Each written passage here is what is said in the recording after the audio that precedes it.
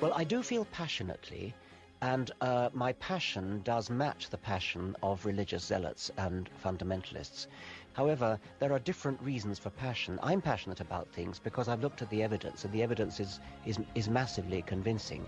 Religious zealots, fundamentalists, are passionate the other way, not because they've looked at evidence, but because they've looked at the Bible. I accept the charge of being passionate, but it's passionate for a very good reason. I've looked at the evidence.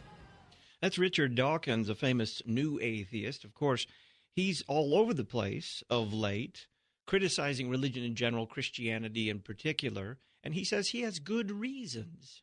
And of course, religious types, from his perspective, don't have good reasons, literally don't have good reasons. We have labored under the narrative of history, our latest history, that somehow we have been freed to think now freely and critically, when before we were shackled by an irrational faith, all of civilization. Is that way of talking about our history, the Enlightenment, true? We're going to answer that question in the next half hour of the program. I'm Todd Wilkin. Thanks for tuning us in. Dr. David Bentley Hart joins us to talk about the new atheists. He's former professor of religion at Duke, the University of Virginia, and Providence College, author of the new book, Atheist Delusions: The Christian Revolution and Its Fashionable Enemies. Dr. Hart, welcome to Issues, Etc. Thanks. Hello.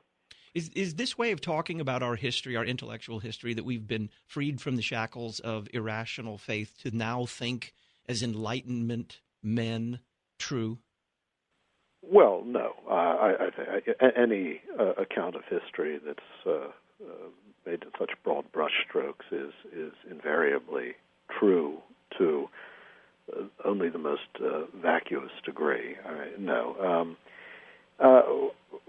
When you listen to Richard Dawkins, for instance, you're listening to someone who certainly believes that he's engaged in a project of critical free inquiry, but his commitments are no less ideological and no less dogmatical than those of anyone else. They simply rest on different foundations from the people he despises.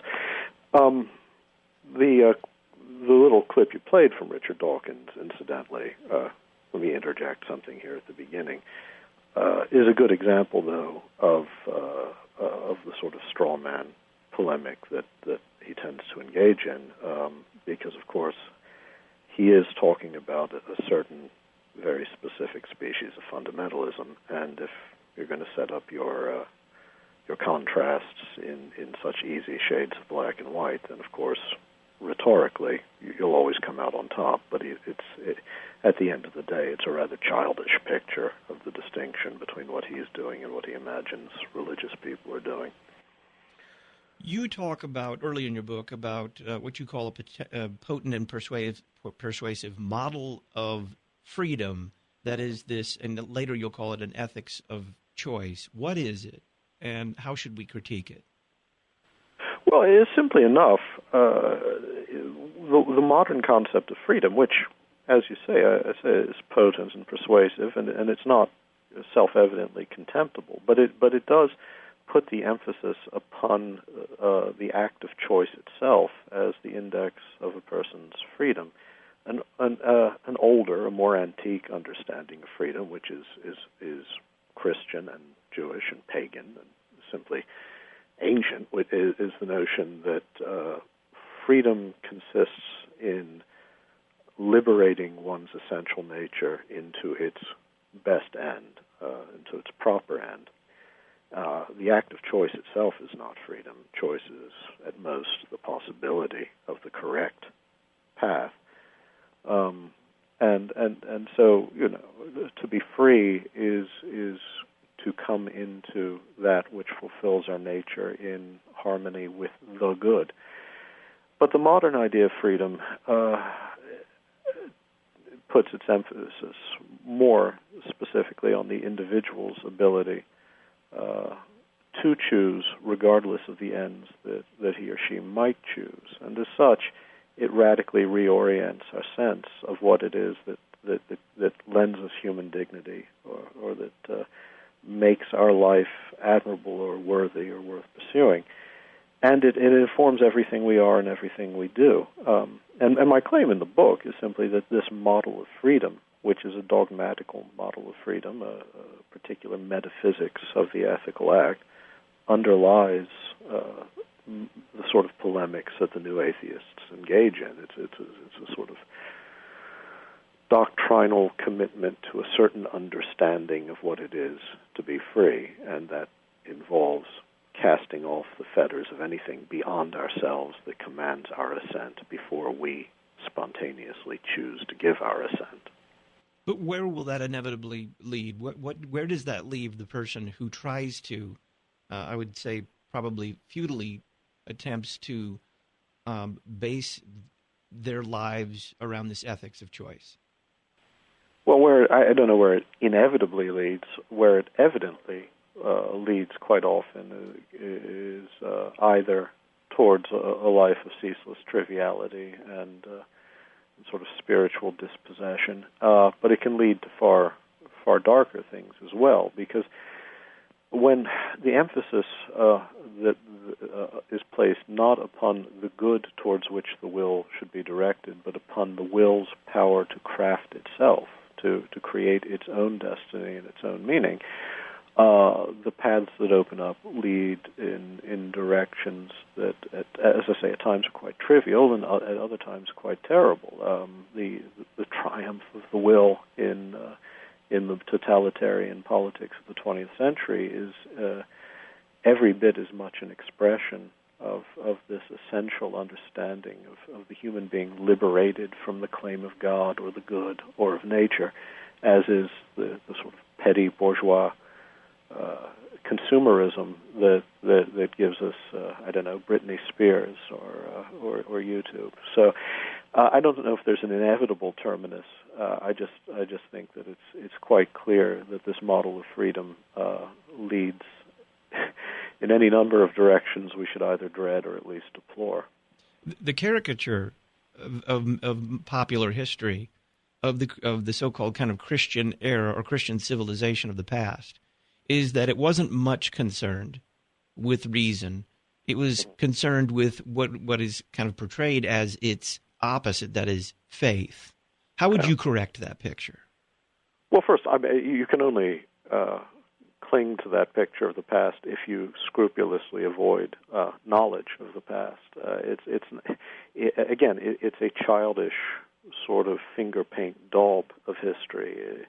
Anyone who's actually acquainted with the history of Christian thought knows that, sure, there's you find mindless catechetical fundamentalism of every stripe. You also find a vast and rich tradition of extraordinarily profound and careful thinking on matters of every sort.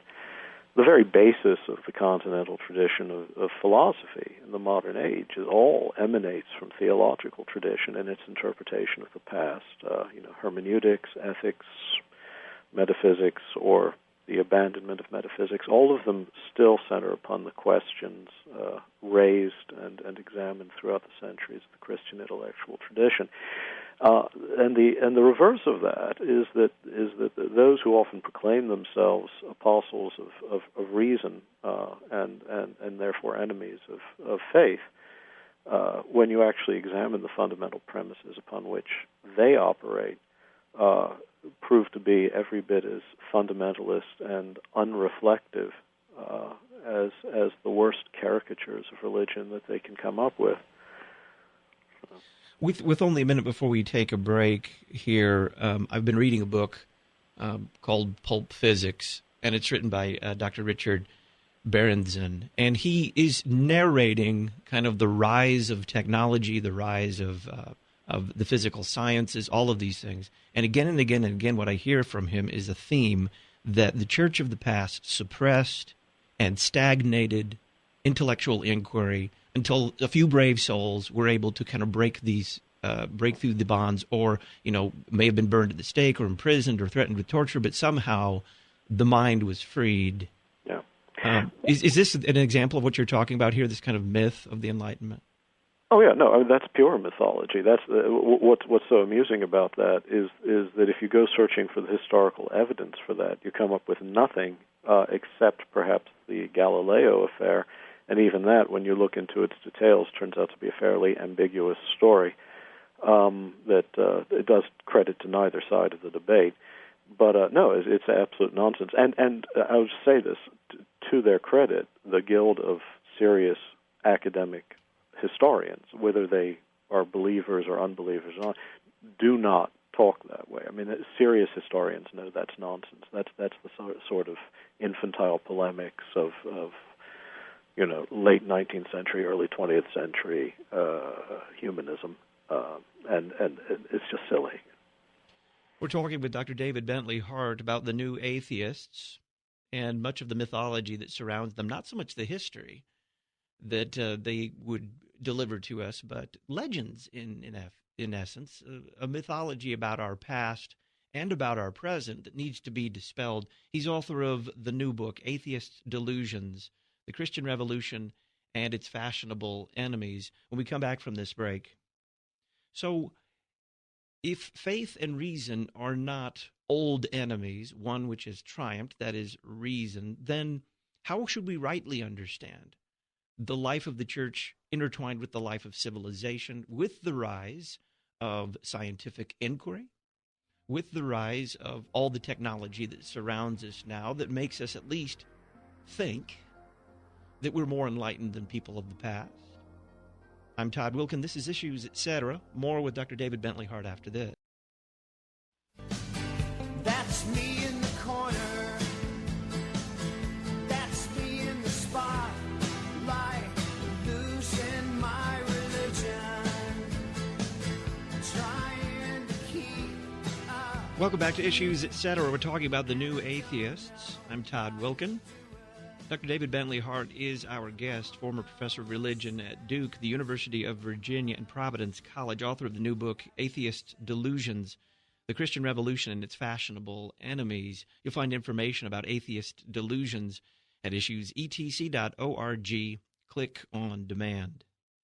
Dr. Hart, another kind of common thing I think that is taught all the way down to grade school now is that there was this golden era prior to the Christian era proper, where the great minds, Aristotle, Plato, and the like, were free thinkers, kind of an idealistic era there. Then comes Christianity that either wittingly or unwittingly kind of imposes a martial law over the mind. And then later, about 1,000 years later, by bootstrapping the old pagan masters, we kind of regain our right to think. What is the proper role of great minds, no doubt, in the pagan era? What's the proper relationship between that and Christian thought as it emerged in civilization? Well, it's a blank characterization will be too general, but let's just look at that story for a moment. Part of it is tied to the notion that there was such a thing as a free-ranging culture of scientific inquiry. It was part of pagan philosophical tradition, which Christianity then rather maliciously suppressed in order to increase its power over the herd or its social cachet. The truth is that, again, this is a story that was fabricated in the late modern period, but that bears no relation to actual history. There's no scientific method in the sense that we understand that word today in pagan antiquity. And such as it was, Hellenistic science had a few accomplishments to boast, but it was a tradition that always tended towards stagnation for any number of intellectual or social or philosophical reasons. The sort of tradition of scientific inquiry, of empiricism and experiment and collection of data and that sort of thing that we today call science is something that emerges in late medieval culture among Christian schoolmen. The relationship between pagan philosophy and Christian philosophy is one of occasional friction, but mostly a sort of painless harmony that resulted in rather remarkable, sometimes again stagnant, but usually rather remarkable and dynamic flows of ideas. And frankly, today we don't have any culture of free inquiry that could really match that of the medieval universities. I think it's remarkable how little understanding we have of just how open and free and vibrant the intellectual culture of the great universities from the 13th century onward was. Today, as an occasional denizen of the academic world, I can tell you that ideas are not often as freely discussed, just for political pressures, as they were then, and certainly the freedom of scientific inquiry and theory in the Middle Ages was really quite extraordinary. To be fair, let's also talk about, and you talk about this later in your book, the failure of the church to do really what it could have done. You talk about translating total humanism, your term, into, by way of influence, into society. How did the church fall short? So many ways I couldn't possibly enumerate them in one day. The book is not an apologetic for the institutional history of Christianity. I think it's clear that for all the benefits to Western civilization that came as a result of the conversion of the Roman Empire to Christianity, and I mean just quite practical benefits. I'm not talking about anything else, and also the benefits in moral imagination fostered by constant immersion in the language of the Gospels.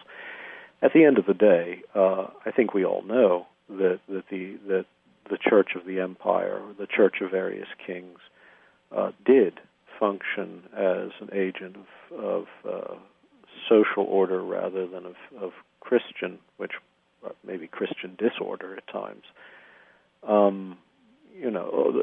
Though the pictures of say, evil inquisitors burning people at the stakes are exaggerations and tend to be vaguely understood at best, nonetheless, the church did produce inquisitors. It did use terror. It did become a stable pillar of unjust regimes and of enfranchised social classes. As a whole, I have no brief to make on behalf of organized religion in the abstract, and so I freely grant the historical failures of the Christian churches, as long as I'm also allowed freely to make note of the historical failures of the secular culture that emerged from early modernity as well. The new atheists will assert, this is one of their trump cards that they'll lay on the table as often as they can, that religion has a long history, and Christianity in particular, a long history of violence. Mm-hmm. And early in your book, you say, well, let's concede that religion can and often does lead to violence. What are you saying there?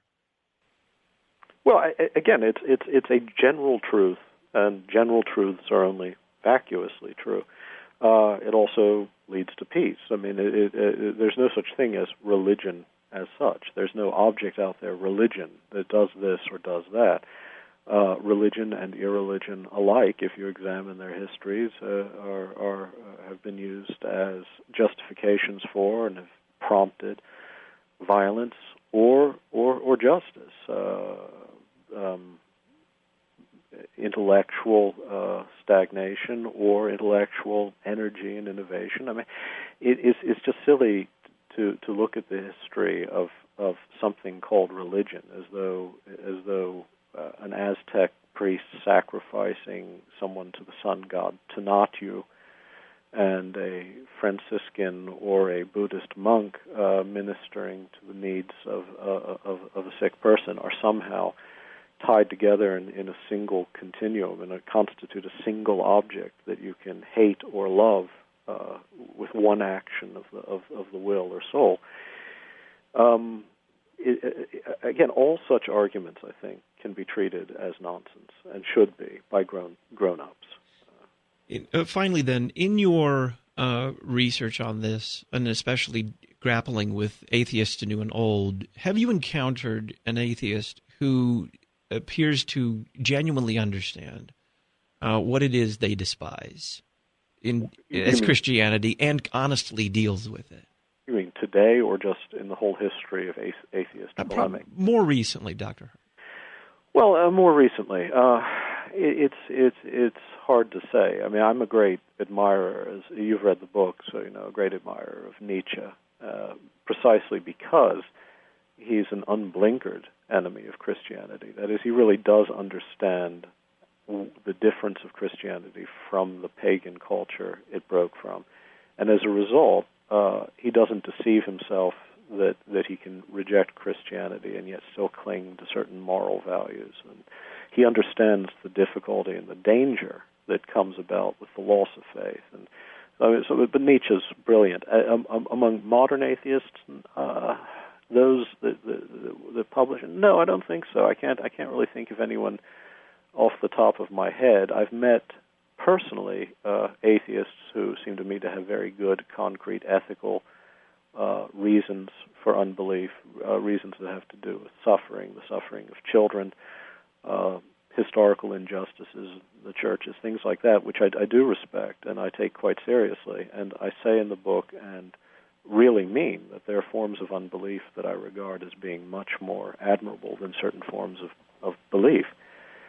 But the level of atheist discourse right now is just depressingly low because it's the work of men who are simply not educated enough, aren't philosophically trained well enough, are not reflective enough, are not interested enough in what they're talking about, really, to provide anything worth grappling with. And that's the depressing aspect of this, is the new atheists are such a decline from the old atheists who are worth reading.